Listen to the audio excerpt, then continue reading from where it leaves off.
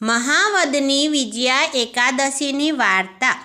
યુધિષ્ઠરે પૂછ્યું, હે વાસુદેવ, હે કૃપાસિંધો, મહાવદની એકાદશીનું શું નામ છે તે કૃપા કરીને કહો। ત્યારે શ્રી કૃષ્ણ ભગવાને કહ્યું, હે રાજેન્દ્ર, મહાવદની એકાદશીનું વ્રત કહું છું તે તમે સાંભળો। આ એકાદશીનું નામ વિજયા છે। આ એકાદશીનું વ્રત કરનાર સદા જય પામે છે। તેના વ્રતનું મહાત્મય સઘળા પાપોને હરનાર અને ઉત્તમ છે।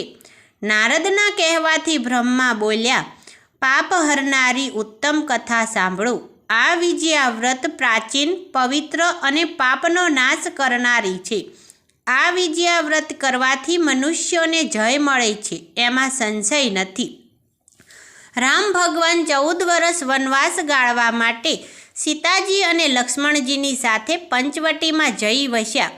એક દિવસ રાવણ સીતાને હરણ કરી ગયો। આથી સુગ્રીવની મદદથી વાનર સૈન્ય એકઠું કરી રામ સીતાની શોધ કરવા નીકળ્યા। સીતાની શોધ માટે રામ ભક્ત હનુમાનજીએ મોટું કાર્ય કર્યું। પછી સમુદ્ર પાર કરવા માટે રામ ભગવાને લક્ષ્મણને કહ્યું, હે લક્ષ્મણ, આ સમુદ્રના અગાધ જળને કયા પુણ્યથી તરી શકીશું? ત્યારે લક્ષ્મણજીએ કહ્યું, હે મહારાજ, હે પુરાણ પુરુષોત્તમ, આપ જ આદિદેવ છો। આ દ્વીપમાં 2 કોસને છેટે એક આશ્રમ છે। તેમાં બકદાલભ્ય મુનિ રહે છે।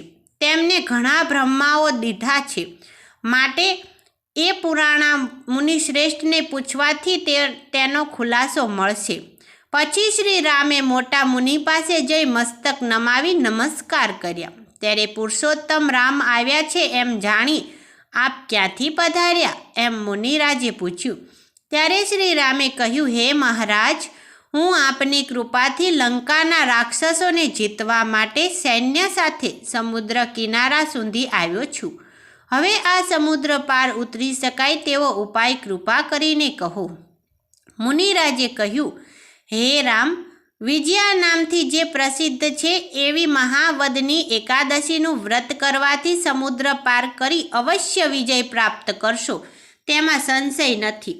હવે ફળ આપનારી વિધિ સાંભળો। 10મીને દિવસે સોના, રૂપા, તાંબા અથવા માટીનો એક ઘડો લેવો। પછી ઘડાને સ્થાપિત કરી તે પર 7 ધાન્યને પાથરી તેના ઉપર પંચપલ્લવ એટલે કે પાંદડાવાળા જવથી ભરેલા ઘડાને મૂકી તેના ઉપર જળથી ભરેલું ત્રંભાળું મૂકવું। ત્રંભાળાની અંદર વિષ્ણુની મૂર્તિ પધરાવી। એકાદશીના દિવસે પ્રાતઃ સ્નાન કરી સ્થાપિત ઘડા ઉપર ચંદન, પુષ્પ, ધૂપ, દીપ, નૈવેદ્ય વગેરે ઉપચારોથી નારાયણની પૂજા કરવી। આખો દિવસ દેવની પૂજામાં પસાર કરવો અને આખી રાત્રિ જાગરણ કરવું। બારસના દિવસે સૂર્યોદય સમયે પહેલો ઘડો નદી, તળાવ અથવા કોઈ જળાશય પાસે રાખવો। ત્યાં વિધિથી તેની પૂજા કરવી।